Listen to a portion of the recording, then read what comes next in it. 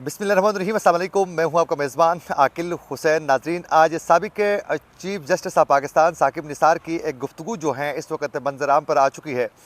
नाज़रीन, उस गुफ्तगू में एक तो उसने बात की है इमरान खान को सादिक और अमीन जो करार दिया था उस मामले पर, और साथ साथ उन्होंने दावा किया है कि उनका व्हाट्सएप जो है वो हैक किया गया है।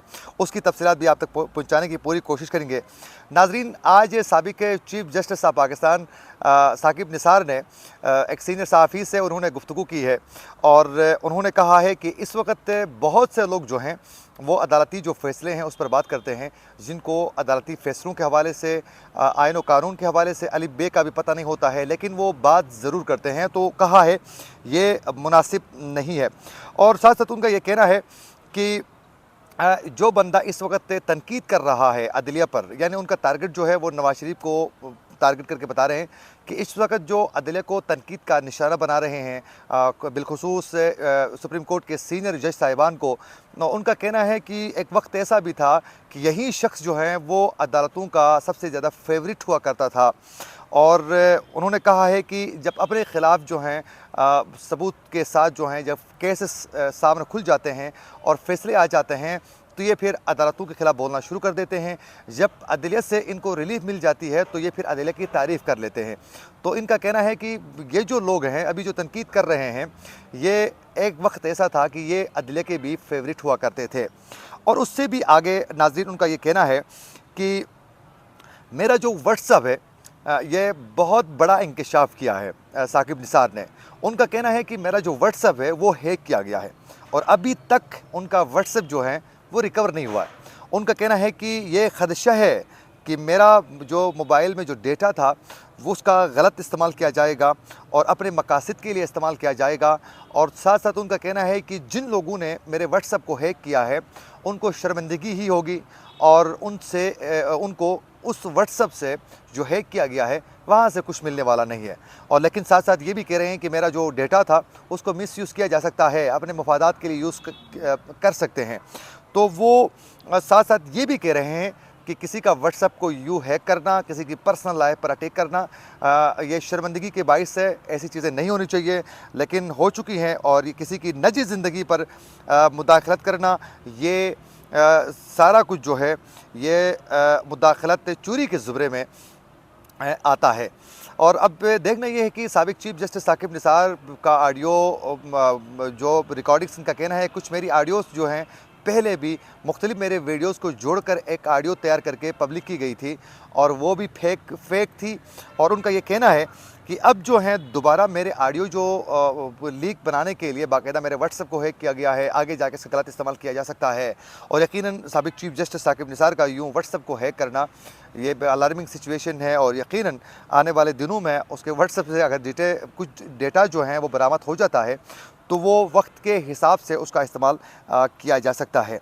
अच्छा, उनका ये कहना है कि इमरान खान को साकिब निसार ने आज अपनी गुफ्तगू में कहा है कि उनको मुकम्मल तौर पर सादिक और अमीन जो हैं करार नहीं दिया गया था, इसे सियासी रंग दिया गया। इमरान खान को 3 नुकात पर सादिक और अमीन जो है वो करार दिया गया था। और उनका कहना है कि इमरान खान का मैं कुछ सियासी तौर पर उनको सपोर्ट नहीं कर रहा हूँ या उनको अदलिया में उनके लिए कोई मैं लॉबिंग नहीं कर रहा हूँ। ये सारे इल्ज़ामात हैं जो मेरे ऊपर लगाए जा रहे हैं।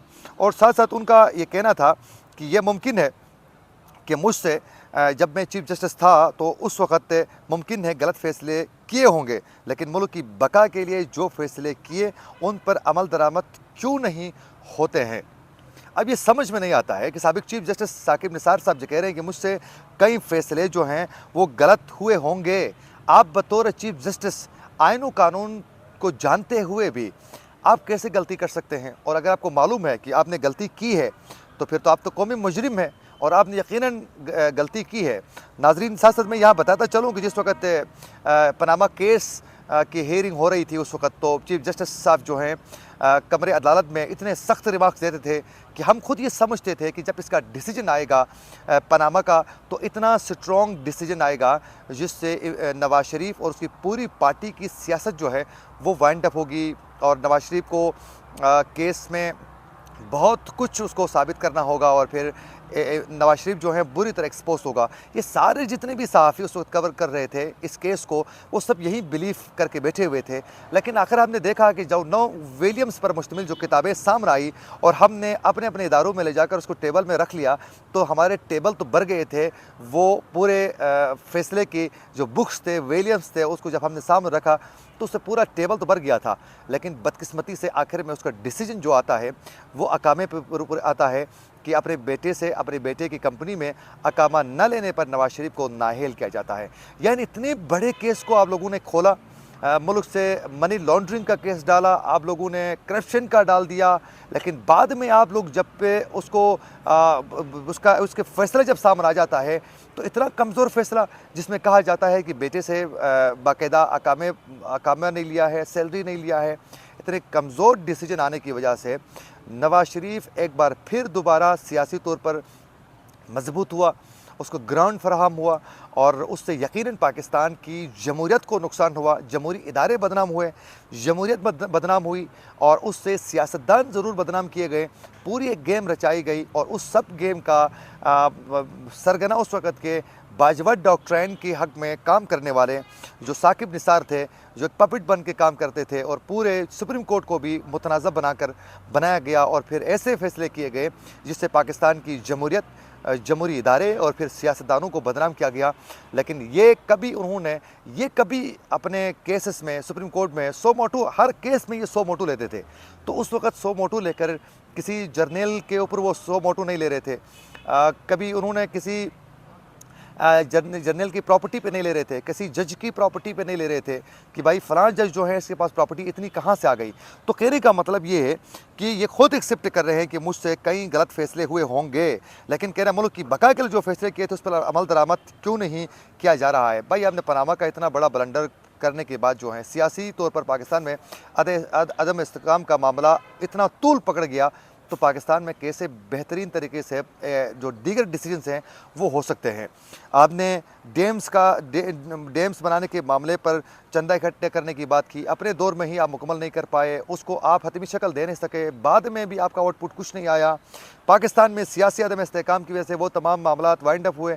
इधर लोगों को अपने पेट पालने की फ़िक्र खाई जा रही है, आप कह रहे हैं कि जो फ़ैसले किए थे उस पर अमल दरामद नहीं हो रहा है। अच्छा, दूसरा उन्होंने कहा, जब सवाल किया गया सहाफ़ी की जानिब से कि क्या आप पर उस वक़्त जनरल रिटायर्ड फैज़ हमीद जो हैं ISI के जो चीफ़ थे वो आप पर दबाव डाल रहे थे, उसमें कहा कि भाई वो कौन होते थे मेरे ऊपर दबाव डालने वाले, और फैज़ हमीद कौन होते हैं। और साथ साथ ये कह रहा है कि इस हवाले से, इस दावे के हवाले से मैं जनरल रिटायर्ड बाजवा से बात कर लूँगा। भाई वो रिटायर हो चुका है, उससे बात क्यों कर रहे हैं? आप बात करना चाहते हैं, तहकीकात करवाना चाहते हैं तो इस वक्त आर्मी चीफ आसिम मुनीर से करवा दें, उनको बता दें कि ये इस तरह कहा जा रहा है, तो इस पर आप तहकीकात करें और अगर मैं मुजरिम हूँ तो मुझे सज़ा दे दें, अगर वो मुजरिम है तो फिर कानून के कटहरे में फैज़ हमीद को लाया जाए। इसमें तो कोई दो राय नहीं है कि फैज़ हमीद ने अपने दौर में सियासी तौर पर इमरान खान को रिलीफ फराहम करने के लिए मुल्क की सियासत को दाव में लगा दिया, जमहूरी इदारों को पामाल किया, उस पर तो कभी बात नहीं हो रही है। अच्छा, दूसरी जानिब नाजरीन, उनका ये कहना है इमरान खान के लिए अदलिया में लॉबिंग कर रहा हूँ, मैं क्यों करूँ, इमरान खान के लिए अदलिया में लॉबिंग करूँ, क्यों करूँ, और मुझे अपने बच्चों के मुस्तकबिल की फ़िक्र है। और फिर साथ साथ साबिक चीफ जस्टिस का ये भी कहना है कि मैं अब किसी को इंटरव्यू नहीं दूँगा। भाई आपने जो कहना था कह चुके हैं इस सहाफ़ी से बातचीत करके, अब कौन सा इंटरव्यू देंगे दोबारा? यही तो आपके पास यही गुफ्तगू थी जो आप पहुँचाना चाहते थे, एक सहाफ़ी के ज़रिए पहुँचाने में कामयाब हुए। अपना मौक़िफ़ जो काफ़ी दिनों से आप नून लीग के रहनुमा आपको तनकीद का निशाना बना रहे थे, उसका जवाब देना चाह रहे थे, वो जवाब आपने ये गुफ्तगू की शक्ल में दे चुके हैं। इससे ज़्यादा आपके पास मवाद कुछ भी नहीं है।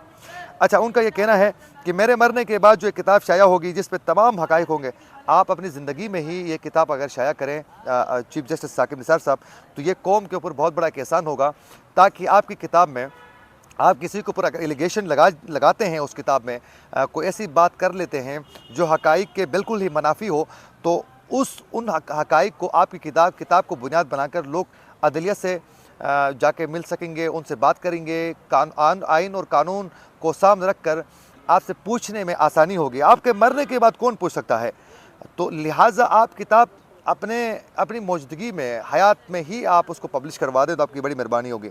और साथ साथ उनका कहना है कि 1997 से लेकर चीफ जस्टिस के ओहदे तक की सारी कहानी इस किताब में लिखूंगा। आप ज़रूर लिखिएगा, लेकिन यह एक बदकिस्मती से आप जैसे जज साहिबान की वजह से पाकिस्तान में सुप्रीम कोर्ट जैसे बहुत बड़े इदारे को कई मुश्किल का सामना करना पड़ चुका है। इसी के साथ अपने मेज़बान आकिल हुसैन को दीजिए इजाज़त। अल्लाह ने के बाद।